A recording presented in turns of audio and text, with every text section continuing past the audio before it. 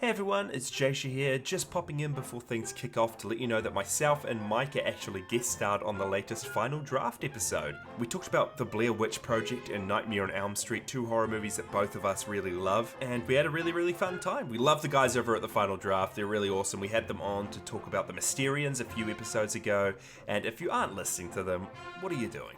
What are you doing? But anyway, go and check them out. Here's a quick teaser from that episode, and after that, on with the show. I'm flying solo today. Hosting solo. Is this first time Adams? It is, first time, man. Oh. Yeah, absolutely. I hate it. It's thank God you guys are here, because otherwise it would be a very depressing episode. But of course, it's spooky season. Yeah. Alex is here in spirit, and we're reviewing two, I would say, very good, interesting at least, to talk about horror movies that are very appropriate for good old spooky season. Very good time for it as well, because I think it's like not the witching hour, but devil's hour for us, like 3 a.m. or 4 a.m. I think I found out. Yeah, it's like you guys, it's late for us. Yeah. Early? Yeah. It's yeah. Can you guys just let me know if you see any like ghosts or anything pop up behind me? Just give me a... I'll try. I'll certainly try my best. Thanks, mate.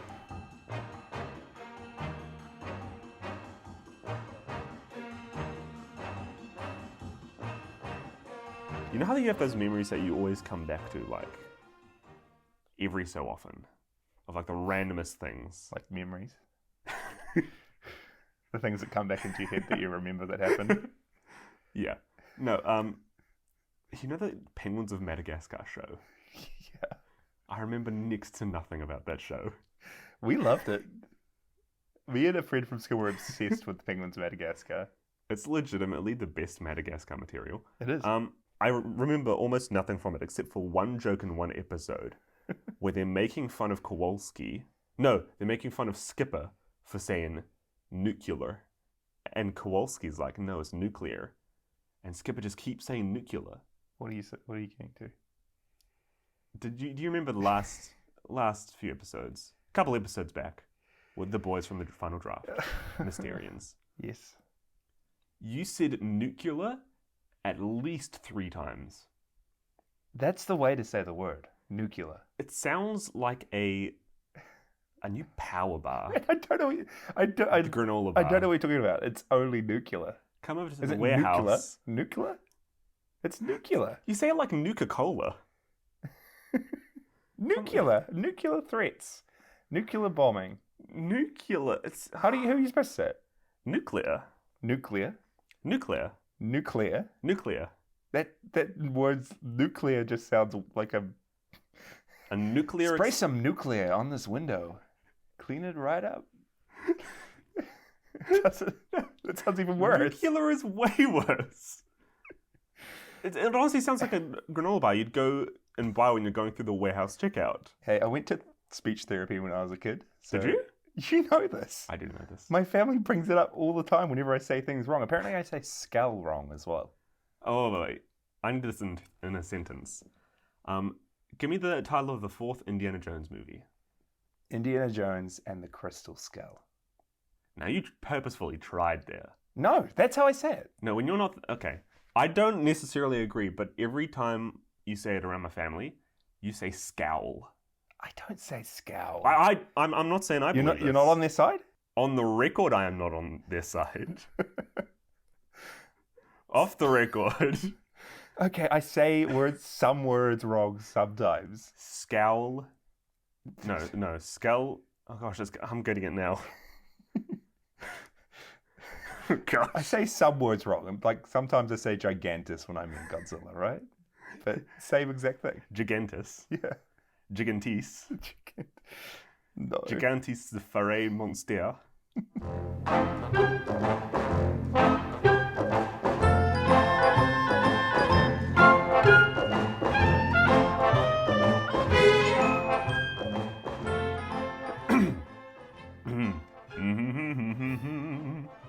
Ba-dum bum bum.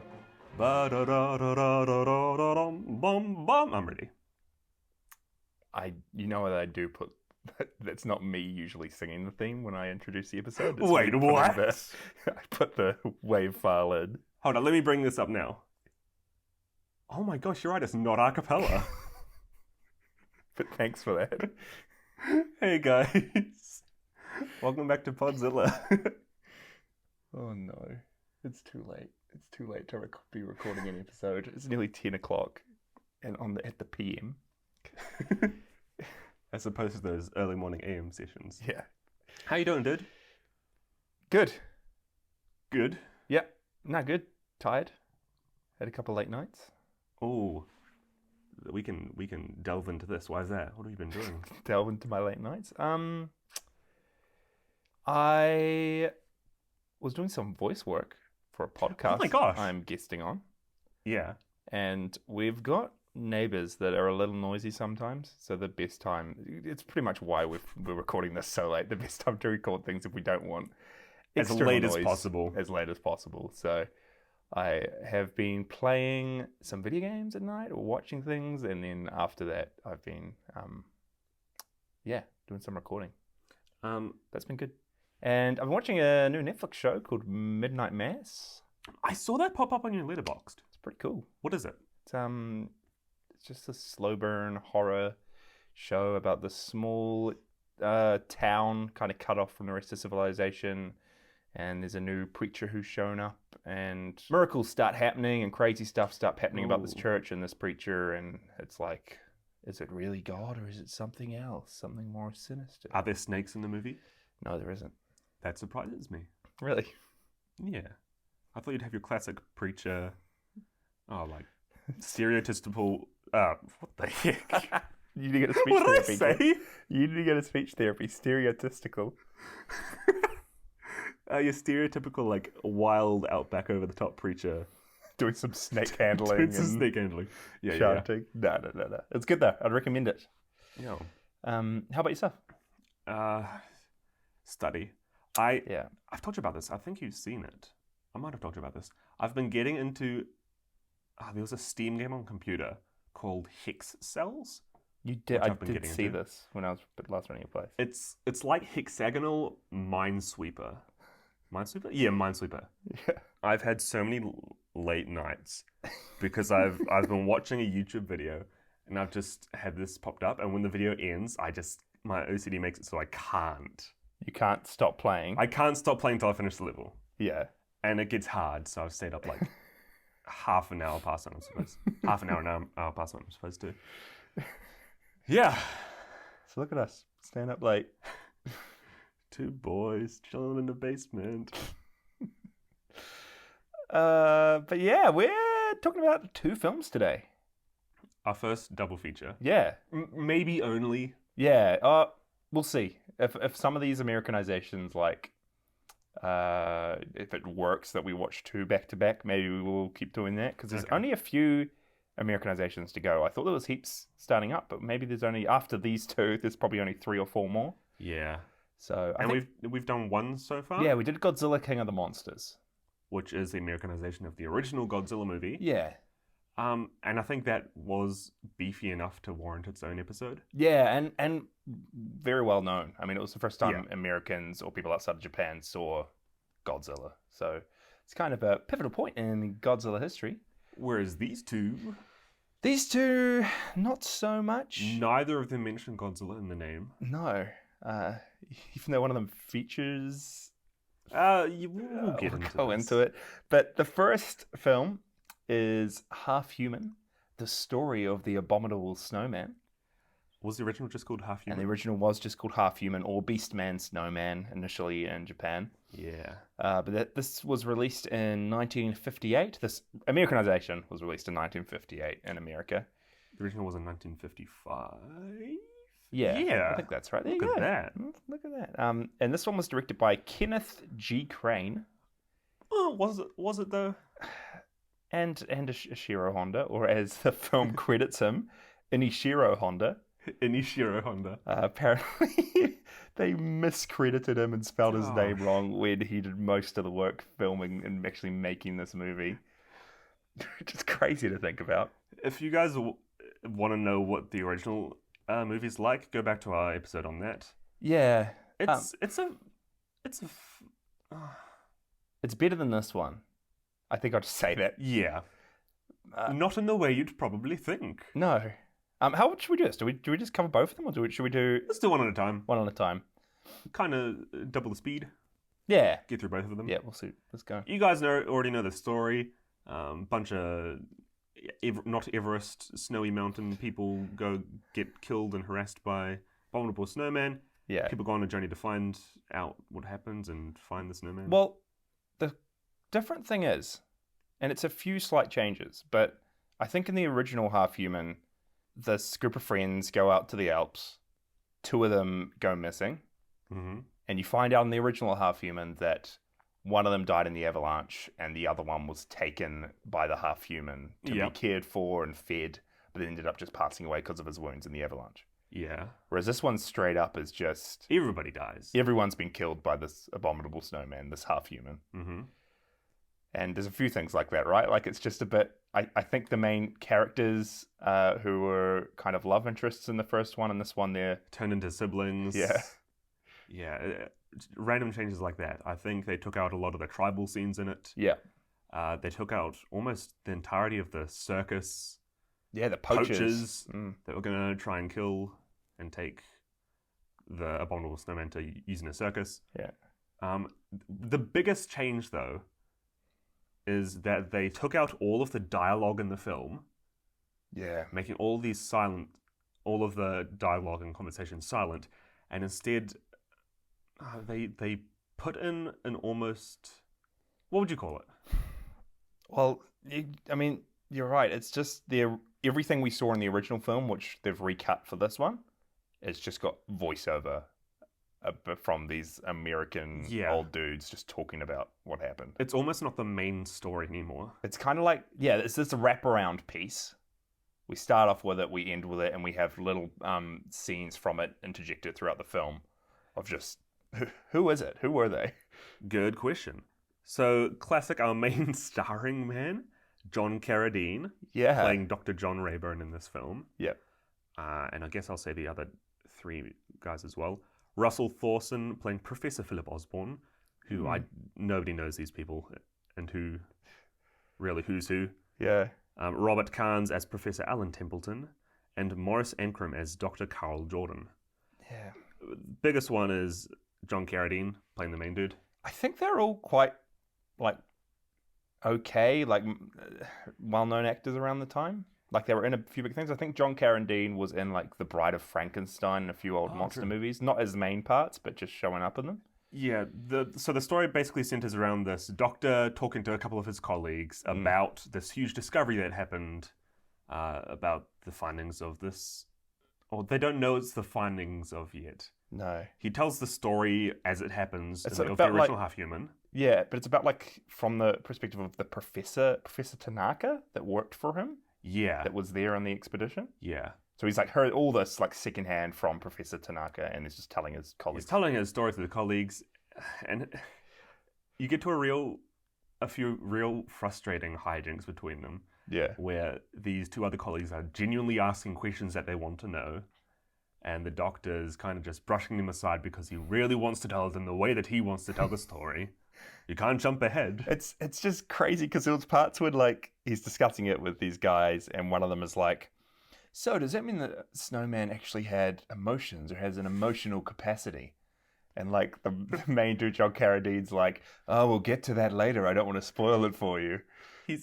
I said this to you. It's literally this dude is trying to tell the story of the hero's journey. Yeah. And doesn't want anybody interrupting his story. I can't tell it out of order. I can't tell it. We're going to show it as it was. Do something at the end. And this colleague who's trying to... He asked multiple times about the emotions and the emotional capacity. It seems like he's a Wattpad author trying... Let's make the story a bit more emotional, Yeah. Oh god. And just every time it goes back to them talking throughout from what we know of Half Human, the scenes filmed by Ashiro, there's this ripple effect, your real cliche, ripple, and then it's just, it does make it a different movie. Yeah. Not in a good way. No, it's just a lot more slow. Again, voiceover, so it's a very monotonous. Yeah, I was reading a couple of the Letterboxd reviews on it, and a lot of people share the same feelings. It's like they've taken out almost all of the Japanese. Gosh, I need to go to speech therapy too now. Yeah, flip. The Japanese aspects of this movie. Yeah. Almost all the music, the dialogue. Yeah, because the music was completely redone. Like they just completely removed it all. And instead replaced it with these old white professors and doctors. Yeah.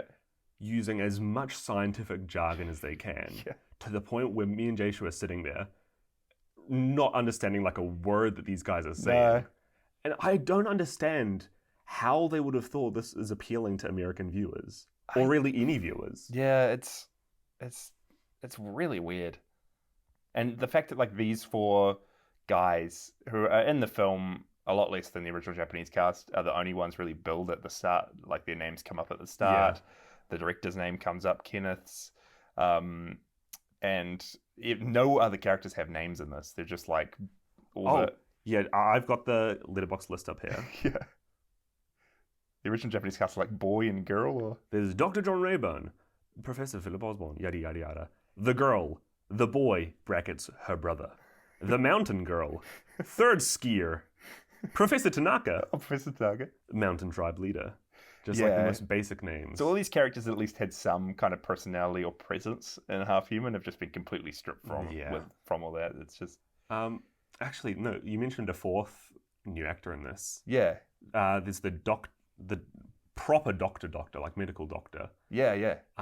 New change from the original story. They actually bring back the corpse and the body of the little snowman. Yeah. Which is a weird take. I did like it, except they turned it into like a 5-minute long scene of them standing in a what's it called? Autopsy room. Yeah. With the doctor who goes on like this 4-minute monologue talking about what is it? Literally the emotional. He does talk about the emotional capacity of the snowman. He talks about the snowman's skull. He's like, half the skull is human, but the other half is animal-like. And I think the version we watched it like had a few weird cuts when the film wasn't really restored properly, and it was like, this thing must be half, and it like cut, but he must have said like half human or just like a bit on the nose. But he literally shows it like, literally he puts a, what do you call this? Just a hand straight down the middle of the brain. Yeah. This half is human. This half is animal. It's like it's literally a half human, half the skeleton and body is just different. Yeah. I mean, it was cool. I mean, the scene we're talking about with the young snowman, it was the actual costume used for Half Human. Toho shipped it to the US for the filming of the scene. Oh. Wait, the actual Half Human or the little Half The Human? little snowman. Yeah, so the original costume used in the 1955 cool. movie was used in this, so it did look okay. I wonder where that is now. Yeah, who knows? A lot of these costumes, it sounds like they've just been lost or destroyed. I hope there's... Oh gosh, look at me connecting it up. Kingdom of the Crystal Skull, like warehouse with all of these Toho memorabilia. Boxes of just like, of little snowmen. Yeah. Yeah, because there's that scene, the autopsy scene, and then probably like 4 or 5 just other scenes of them talking and discussing it. It seems like they were all filmed in a few days. Yeah, it seriously does. And I mean, the main guy probably did a bit more because his voice is the only thing we're hearing for majority of the film. Yeah. But there was one scene I really loved when he's talking about Professor Tanaka and the group that are out just looking for the snowman. And it's literally, I'm not joking, that what he says, what the narration is like this. Professor Tanaka then went and studied his map before Professor Tanaka arrived at the dense jungle. Then, Professor Tanaka asked his students to not lag behind. Professor Tanaka set up camp, and then Professor Tanaka once again checked his map. Like, it's just like the worst writing, the worst script. And it's the same actually with Gigantis and the Fire Monster. Yeah. It seems like for all of these voiceover scenes, they don't want a second of silence. So they're narrating every single little thing they can. Yeah. It makes it it's very weird to watch. It's like you're watching what are those old like radio... Yeah, like radio drama type Radio things. dramas, right? Yeah. It just feels like they think we're just dumb as an audience, because it's like we don't need to literally know like every single thing we're seeing on screen. But Professor Tanaka's checking his map, Yeah, Jason. I can see he was holding it. I can see they were setting up a camp. It's just like, why? It's good because the movie does actually fill in and fix up a couple discrepancies of the original one. Like obviously the Abominable Snowman, for majority of the film, he's in the forest and the jungle. Yeah. The snow scenes are only for like a very short period, but they explain it as the professor ends up like showing this diagram of a map, saying this is uncharted areas, and by the way these snowman tracks follow, this is the only place that it could be. Yeah, so it's like it gives it more of a reason for them to move locales instead of just waiting like seasons to change to go finding again. Yeah. Yeah, it was not a great movie. I thought it was, and I think anybody would see it as worse than the original. Yeah, I know we gave scolding reviews for the original. Yeah, I mean it was already before this our least, like the one we liked least, what we've rated the least. Yeah. And I just hate in this one, and again it was done probably in Godzilla King of the Monsters, how it just significantly reduces Japan's role in the story. Yeah. Gives it to these other American characters. And literally, the Japanese original cast in this, all that they do is like, their shouts are in it, their screams are in it. They're like facial expressions. But they were just reduced to these people that just make sounds, and that's all they do. Like, it's just real stupid. And then degrading almost? Yeah, like degrading. If totally. you were one of those actors, I'd honestly feel bad if I was an actor in this and this American version was released. I mean, our leading guy, he's like hardly the leading character in this at all. They cut down his roles significantly. It's brought on to Professor Tanaka? Yeah, Tanaka's definitely more of the main guy. And I mean, it's only an hour long, whereas the other one was an hour 20, which I don't know if I might have liked the shorter length a bit more. Like it. I think I liked the shorter length. There was a lot less fluff. Yeah. But then that fluff was replaced with almost over-the-top, like, scientific scenes. It was just as bad, just as boring. Yeah. Yeah. And then credits for the Japanese cast coming up at the end with Inishiro Honda being credited as the directing those parts. I don't even know if he was credited as directing, but just... This must be, like, such a kick in the butt for him. Yeah, totally.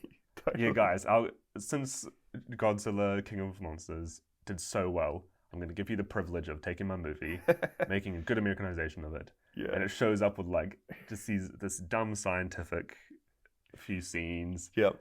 Imagine being credited wrong. I know. And he's not... Shiro Honda's not even credited as, like, the main director. Nah, he's literally, like, the bottom of the list at the very end. It's really dumb. It's bad. It's bad. Yeah. I don't know. Should we go to ratings? I don't know if there's too much more we can really talk about. Yeah. And, I'm glad we watched these, the half-human movies. Yep. They're not well known at all. Like, majority of people will not know about these. No. They're not even, like, let's face it, when we chose this as our first Godzilla adjacent thing, it was as adjacent as we're probably ever going to go. Deep, deep down. Yeah. It's a few ties, a few mentions. But, I don't know. I am glad we watched it.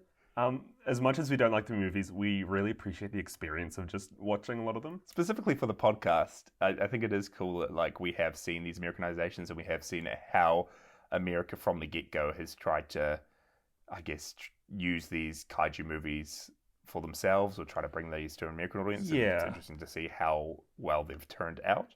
It seems like with these, they're trying to make them less, like, hype up what Japan has done and make these movies even better, and instead take over the show. Yeah, totally.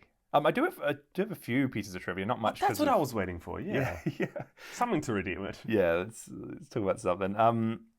So I didn't actually talk about last time who were the suit actors for the Snowman and the Little Snowman. Oh, true. So Fuminori Ohashi portrayed the Snowman in the movie, and he actually went under the stage name Sanshiro Sagara, not his real name. Stage name. Which is interesting. And that's not the original actor for Godzilla? No, this is just suit actor. Yeah, this is just someone completely new for this movie. He was actually primarily a sculptor and model maker and helped make the suit for the snowman. Oh. And yeah, he's done directing before, but he was also chosen for, I guess, to act as the snowman in the Cool. film. And after this movie, he went on to work a few more times with Toho and other Japanese studios. He might come up again. Okay. But then he also traveled to America and helped create masks for the original Planet of the Apes movie, Oh my which gosh! is quite a huge thing. Now that you mention it, I can totally see the Silmarillions. No, the similarities. Yeah, I mean, it's pretty cool. Like, it's cool how that... Yeah. And we already know that the snowman suit was used kind of as a basis for what we'll For see the King King Kong, Kong suit. right? Yeah. So it's cool, I guess, seeing that just even loosely, this film from Toho, some of the King Kong stuff, even Planet of the Apes kind of all have these They're connections. connected. And with the this same people movie, I involved. guess, did help somebody to accomplish something bigger, Yeah, which is awesome. yeah, totally. Planet of the Apes is a good film. Little Snowman. Yeah, so Little Snowman was played by Takashi Ito, and as hard as I tried, I couldn't find much information about him. But he was just I think a younger Child actor? yeah, Yeah. who hasn't gone on to do much else. The only other little bit I have here was this was released in America. This film by the Distributors Corporation of America, and it was actually the bottom half of a double feature that was released in theaters. By bottom, you mean like the second? Yeah, the second half of the double feature. The first being Monster from Green Hell, which I don't know much about. I wonder if that's better. Yeah, I don't know. Well, it'll be interesting I'll check it out. And this, as you said before, this film removed all of the original film score, replaced it, I think, with some kind of just generic. I don't know what you call it, sound bank sounds, or just sounds that you can, music that you can buy. Royalty free. Buy the royalties for, I guess. And yeah, I already said this before, but the scene with the unveil the young snowman on the morgue slab, Toho really loved the idea and offered to send the proper costume, which was cool. That's sick. And yeah, all the added sequences were directed by Kenneth G. Crane. Kenneth. I wonder what Kenneth's up to nowadays. I think he's done maybe one or two other horror films around the same time. Hopefully better. Hopefully better. I guess made in America for American audiences. So yeah. Who knows what it would have been, what a movie would have been like completely under his control. Nice then. I guess I'll copy the same ratings from last time. How many half stars did you give this movie? Well, I've done something a bit sneaky. Yeah. Thinking more about Half Human, it's maybe grown on me a little bit. Just the original? The 1955 Half Human. It might have grown on me a little bit more than it did when we first watched it and recorded the episode straight after. I think it is an alright monster movie, has a cool message. Again, not great, but if I'm allowed, I want to retroactively change my Half Human rating to 3 half stars, making it I thought you were going to say 3 stars. No. I'm like, dude, it wasn't that good.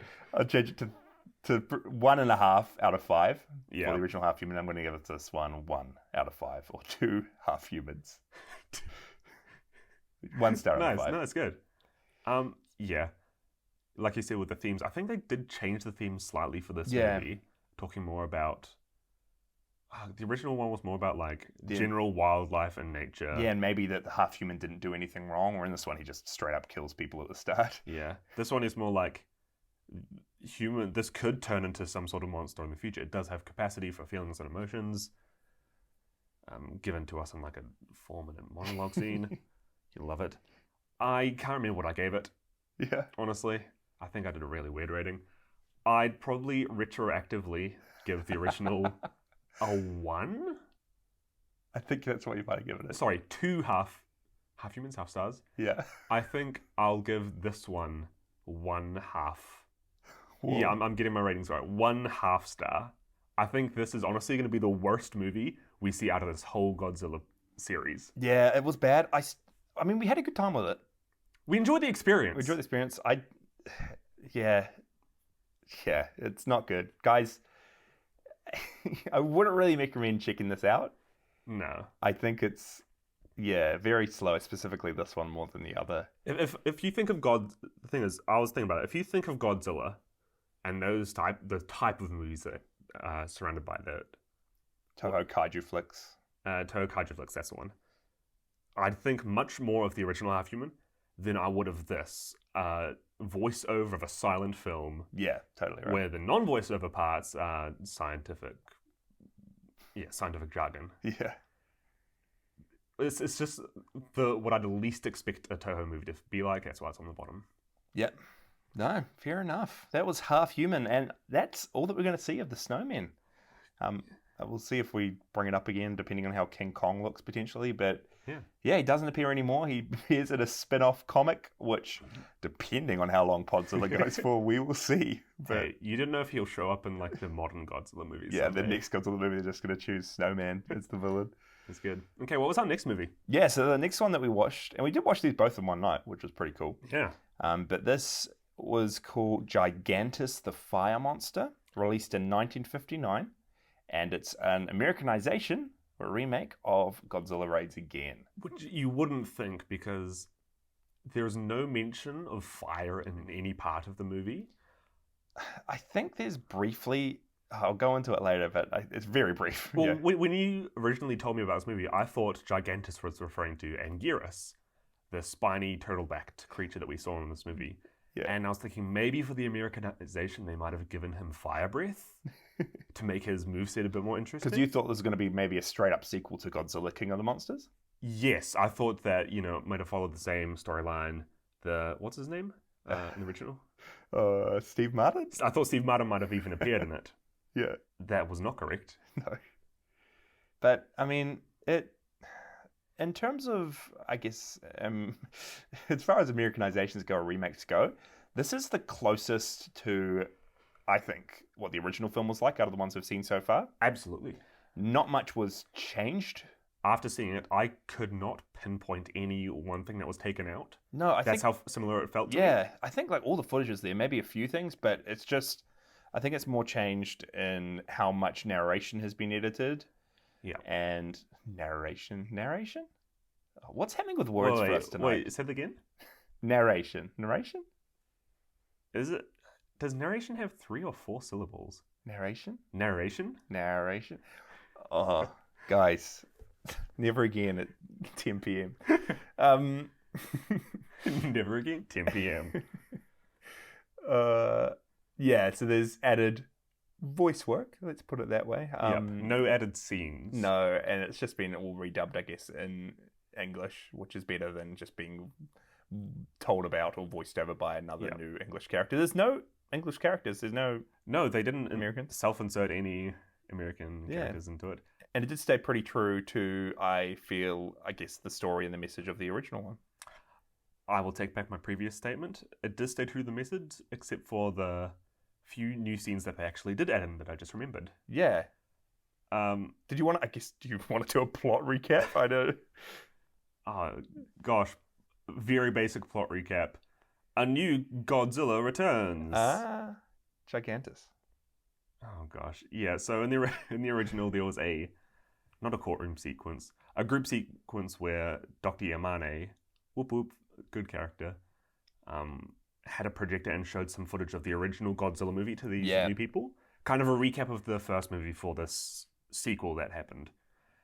They took out all of that footage of the original and instead, it's weird, they replaced it with kind of a story of the beginning of Earth and how they do not mention the name Godzilla once in this movie. No, they wanted to, and we'll go into it later with what I've read up about it, but they really wanted to distance this from the Godzilla property, even King of the Monsters, and just wanted to make it a whole new thing, because they thought that introducing a new property, a new monster, would do better than just a follow-up sequel to something else. I don't know why, but okay. Yeah, they put a lot of effort in to kind of replace footage.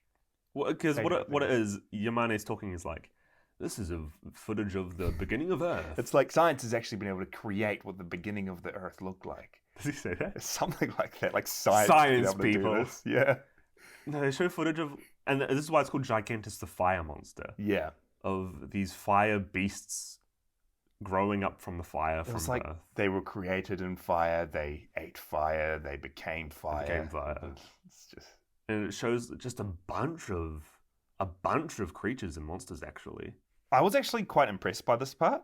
There was some real cool, like, stop-motion puppetry of, like, Tyrannosaurus Rexes and other dinosaurs and weird creatures with weird faces. Yeah. But reading up afterwards, it was just all stock footage used.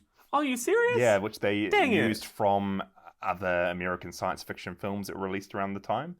No. So it's just like... I was going to ask if they were ever counted as kaiju. Yeah. I think it's just other dinosaurs and other creatures from monster movies that they just cut up heaps of different scenes, because there are different... We just quickly see different types of creatures. Creatures, yeah. The only other thing is that because he's called Gigantis, I guess Yamane calls the whole race of dinosaur-like creatures the Gigantis species? No, it's really weird, because he says these dinosaurs created in the fire are Anguirus's. They're from the Anguirus family. Yeah, Anguirus's. Yeah, and then they're like, they're the Anguirus family, but this specific one, which we knew as Godzilla, is called Gigantis, even though he's in the Anguirus family, just as Anguirus is. Yeah, it's been very weird now, because Godzilla is now part of the Anguirus family, is called Gigantis, Anguirus is still part of the Anguirus family. And both of them have the same roar, so like Godzilla's roar has been replaced with Anguirus's. Yeah, but he's still called Anguirus? He's still an Anguirus. It's so weird. This would have been so confusing for new viewers to watch. It doesn't make sense. It does not make sense, and I don't know why they had to like do this to try and distance it from Godzilla. They could have come up with something a lot smarter. They could have. But no, we did not hear one screon in this whole movie. Yeah. Sad times. How did you feel about this movie? It was okay. I didn't feel they changed much of it. Yep. It did slightly... I mean, of course, it did suffer, I guess, from using more narration instead of just the normal characters talking. And I really didn't like a lot of the discussions this time around, or the script, I guess, for characters. Dialogue between characters. The dialogue was just very simple, very dumbed down. Yeah, we're watching it because what they did... Yeah, you pointed this out. I pointed this out. For every scene where the Japanese characters spoke, they tried as much as possible to lip sync what the characters were saying with English words. Yeah. Which ended up creating some very short and kind of off-putting speaking scenes and dialogue between characters. I'm trying to think of an example of it. I mean, there's parts when I don't even know what this means in Japanese, but that's something they'd say a lot to each other. I don't know if it's like over and out or thank you or see you soon, but they said like yokai, yokai. Yokai, yokai. I think it's like Roger, Roger, maybe. Roger, I probably should have checked, but they've replaced it in this with okay, okay. Okay, okay. So just randomly, and like when they're flying, it just be like okay, okay, and it just doesn't make much sense unless you're just It's a good attitude to have in life, I guess. Okay, okay. Yeah. No, I actually liked it a little bit. Yeah, you I enjoyed the lip syncing. Yeah. And I enjoyed the idea of trying to sync it as much as possible to actual English words. I also really liked, I don't actually know if you know this, but all the characters actually did sound Japanese still. Yeah, so I think they did get Japanese voice actors. Again, George Takei? George Takei? That's it. George Takei. George Takei. Sulu from Star Trek. He returns, or I think, I did mention that he did voice work for the Americanization of this when we covered Rodan. Yes. But he did. This was how he started off, doing voice work for Godzilla films. Sounds good. He sounded good. No, I really liked the dialogue in this film. As much as some of the dialogue was janky, it did give me the impression that it was more what I'd think or remember what Godzilla is like. Yeah. We grew up watching a lot of the later Godzilla films, which are a bit more goofy and a bit more off the cuff. Yeah. In terms of, not so much plot, but dialogue between characters, what happens, a few more kid actors. Because this one is definitely a lot less, like, I mean, Godzilla Raids Again was already the more jokey film of the bunch. Yeah.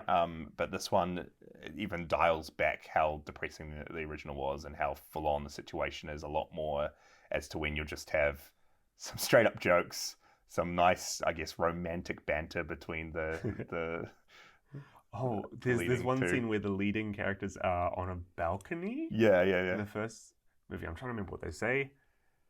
It's something about the leading lady says to the guy whose name I forget. You need to have courage. Yeah, they like add in this new It's a subplot. subplot. It's an arc of character development. Yeah, which the throughout original this didn't film. have. And I think that maybe added something to the main guy. Because in this one, the whole time he's like, I need to have courage for this. I need to be better than I think I am. I'm not brave enough. Yeah. At the sign of any distress, I won't be able to do anything.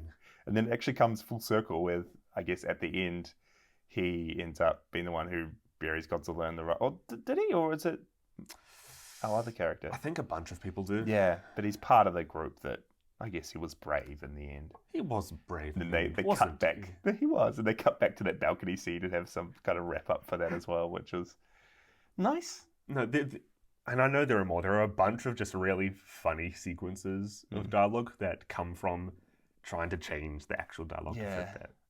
I still think it wasn't well written. It's not But- well written. What they did write at least was funny. Yeah. And I mean, it's interesting how this as well was pretty much the same runtime as the original. It just shows how much they kept similar. So much better than other Americanizations. Yeah. It's pretty much the same story, right? Like Anguirus Yeah, same and story. Gigantis this time around kind of are attacking on an island. They end up coming to the mainland. They, I think, quicker than in the original movie this time, they realize that he's attracted to light. So they turn off all the buildings. Anguirus and Gigantis fight. Gigantis kills Anguirus. Then Gigantis goes to the iceberg. Then they bomb him and he's gone. So it's pretty much the same thing. It's just, I guess, doesn't have that connection and fear of what happened in Tokyo in the original. No. Because Yeah. it's kind of just a whole new thing. It did clear up a few. We mentioned there were a few times where we were a bit confused with what was happening between certain characters, Yeah. certain relationships. This movie did help to explain what actually was happening. Saying, in this scene where Kobayashi, where he's gone off flying by himself, it's because he was transferred to this station now, which we didn't realize in the first film. Yeah, and even just, it was probably mentioned in the original, I think you caught up on it, but the fact that Anguirus has multiple hearts as well as, or maybe brains. Brains. It No, was it's brains. not hearts. Yeah, he has multiple brains, and he has one in his tail and his legs, and then one like in his chest or something. Abdomen. Throat. Even though for some reason Gigantis doesn't, even though he's the same family. Yeah, it's still very true, and I think was very faithful to the original movie. It was faithful. Very faithful, which was good to see. I would show this to a friend much more than I would show a lot of the other movies to a friend. Yeah. It I don't know if I mentioned it, but it was directed by Hugo Grimaldi, which is interesting when I guess he didn't really need to film more footage. It would have just been more overseeing how they'd re-edit it. I guess directing the voice. Yeah, acting as directing well, the voice maybe? work, potentially. Then just overseeing the final cut, I guess. Yeah. And the original was Motoyoshi Oda.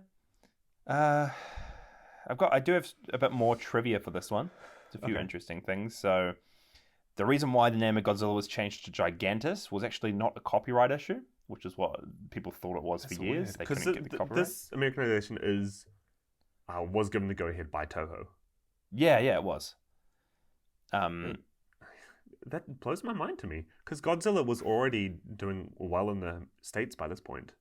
Yeah, well, it's interesting. It gets a bit crazier, the real reason why the name was changed. So, one of the producers, Paul Skrebelman, explained that he wanted people to think they were getting a new monster rather than a sequel, but he regrets it long afterwards. They just wanted to start like maybe this new franchise. And the reason was, initially, this film was actually going to be called The Volcano Monsters. This film or the original? This one. Okay. And it wasn't going to be an Americanization.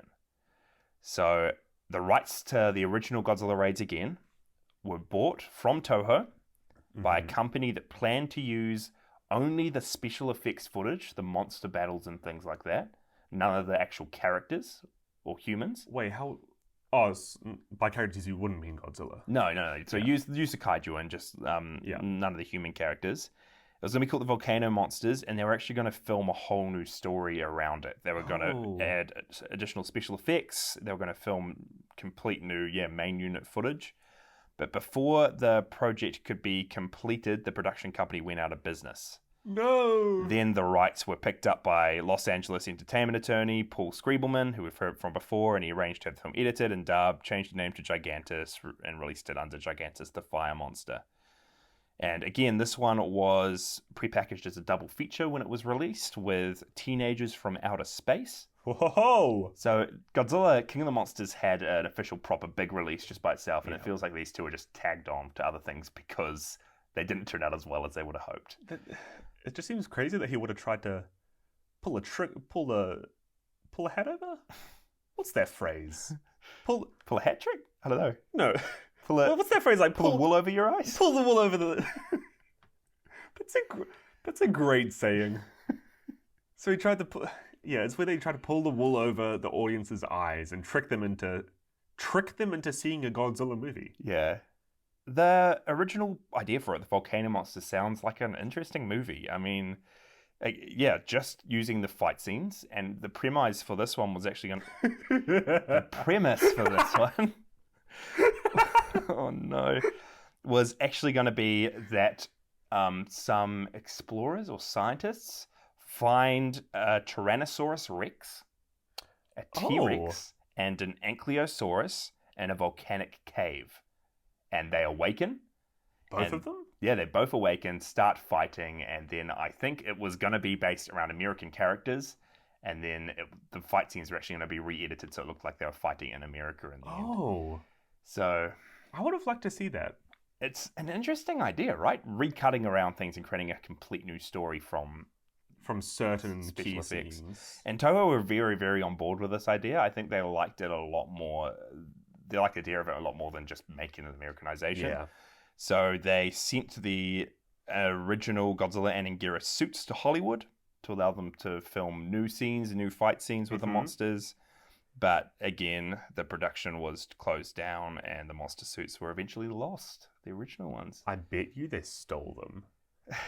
I bet that was their whole plan all along. They were going to make this Volcano Monsters movie. Oh, whoopsie daisy, we ran out of money. But we've got the Godzilla suits. They're going to wait like a few more decades. It's honestly like a conspiracy theory how all these suits just... They go missing. Or the Mogira suit burns down. Like, it's like, what? Dude, I have an idea. One day when we have millions and millions of viewers, we need to make like a Netflix special or a YouTube Red series. Hunting YouTube Red? Does people still do those anymore? Yeah, so. YouTube Red. Okay, yeah. Yeah, here's an idea. Quibbly? Should we do it? Is it called Quibi? Quibi?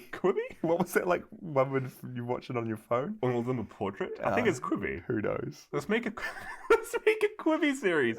Trying to hunt down all of these old Toho monster suits. The truth of what really happened to the monster suits. Either that, or we make a radio drama of us talking about what really happened. We make our own Americanization. Let's cut around to the key scenes of the Americanizations. Yes. Of the scientists talking about what happened with these species. And half human. We can remake half human but make it better. That's how. Let's do it. Let's do the New Zealand Americanization. New Zealandization. New Zealandization. I'd be so keen. What rating system did we use for Godzilla Raids Again? Should we copy that one? We used... Oh, shoot. We used the red bean soup? It was red bean soup, which was an offhand joke in Godzilla Raids Again, which didn't even... The bean soup didn't show up! It wasn't even mentioned in this What's going to happen? Oh my gosh. The rating system's gone down the drain. We can't do this. It really is. I don't know how long we're going to be able to keep this up for, to be honest. Oh gosh. Nothing was added in this film. No, the volcano scenes were added. How many Oh no. No. Ah, shoot. I'm tossing up between volcano monsters or lost monster suits. let's just do red bean soup. Let's just do it. Let's keep do it. Let's keep it the same. Okay. Even though it doesn't make any sense. What would you give it? Can't remember what I gave it before. I'd give this. This is the one that you gave like 3.75 or 2.75 or something. I think it was 2.75. Yeah. I'll give this a good 3. You liked it more than the original. No, I thought I gave it 3. I think you gave the original 2.75. If I gave it higher than 3, I'll give it a 3. If I gave it 2.75, I'll give it 5. No. 2.5. 2.5. I'm still thinking in half stars. I will not change my rating system. So you did think that the original is better, but not much. I think the original is better. I think that this is a fun, good movie and does stay true to what Godzilla movies end up becoming. Nice. I think I gave the original 3 red bean soups out of 5. I actually will drop this one down a whole red bean soup. I'll give it 2 out of 5. I don't think it was as good as the King of the Monsters remake, even though that lost, I think, a lot of the vision of the original Godzilla film. Yep. It still was a decent enough movie. And it had its own kind of... It was all right. You know, love or hate Steve Martin, it was an okay film. This one, they didn't actually do much. And I think, in the end, everything they did do with the narration and the script changes did take away a bit from the original. I can see that. But not bad. Not bad. Not terrible. I'll officially say 2.5. Yeah. Yeah, no, it's not a bad movie. No, it's not. And, you know, this is one that if you can't, like, track down the original Japanese Godzilla Raids Again, this isn't a bad alternative, even though it's not particularly Godzilla. If you don't mind Godzilla being called Gigantis and not hearing the scream. And the iconic Godzilla sound. Oh, man, but that's us, guys. We did 2 Americanizations in the bag. In the bag. I think we've got, like, Varan coming up again. We've got... Oh, I forgot. There's still so many Americanizations. There's a few... They seem to have done a few initially, but then when we get... They stop. I think when we properly get back into Godzilla films, they do stop, so... Yeah. Okay, Joshua. It's getting late. Yeah, it is getting late. What's next on the agenda? So our next movie is called The Three Treasures, or The Birth of Japan, as it's also known as. And it came out in 1959 and directed by Hiroshi Inagaki. And it's an epic, this is what it's described as, you ready? An epic 3-hour spectacle. Oh my gosh, are you serious? Created to Hold it right there. Whoa. That's a slap in the face. Woo. An epic 3-hour spectacle created to commemorate Toho's releases. So I think they released like a certain amount of films or made a certain amount and they released this as a big event movie to kind of like... So this isn't like a collection of them? No, we're going to tell the story of how Japan came to be, the birth of Japan with the 3 treasures. And apparently it features a kaiju that'll show up a few times later down the track. Oh, okay, cool. So it's not technically, I guess, a Godzilla film, as a lot of these aren't, but it does feature someone that will come back. Yeah. Nice. But an epic 3-hour spectacle when I guess these ones were just over an hour, so... Beat that Avengers Endgame. I know, right? Get ready. Oh. Anything else? No, I think that is us, everyone. Thanks again for listening. Yeah, we're going to both go to speech therapy because we need it. Both going to get some sleep, then go to speech therapy, and then prepare ourselves for the 3 treasures. It's going to be good, dude. Yeah, it will be good. Do you want to shout out Discord? I don't know. They're already in the Discord by now, Jasha. Okay. Yeah, everyone's listening is in the Discord. Thanks, guys, for jumping in. And if they aren't, they will be now. Yeah, because they love the red bean soup. Oh, perfect. I just want to say a massive thank you to everyone who has actually been reviewing us on iTunes. Oh, we have actually gotten a few of them. We've gotten great. A few reviews, and it's so cool to hear. And those do actually make a difference. It does help people find us. And I mean, everyone always loves it when podcasts have a higher rating. They're more likely to listen to them. So we'd really appreciate it if you could review us on Apple Podcasts or wherever you're listening to us, or even just tell a friend about Podzilla. Yeah. If you know somebody who likes Godzilla, just shout us out. Yeah. Perfect. I am falling asleep. I'm the one falling asleep this time. Oh. Tables have turned. Let's go straight into watching the three. Three Cheers right now. Three Cheers right now. Okay, let's go upstairs. Let's go. Perfect. Three Cheers. Oh, let's go. You've been listening to Podzilla with your hosts, Jaysha and Micah Drake. Be sure to follow our socials, join our Discord, and check out Cassie Celine, who did our amazing podcast art. The links are all in our show notes. And just a disclaimer that any musical sound effects used in this episode belong entirely to the Toho Company. See you in 2 weeks.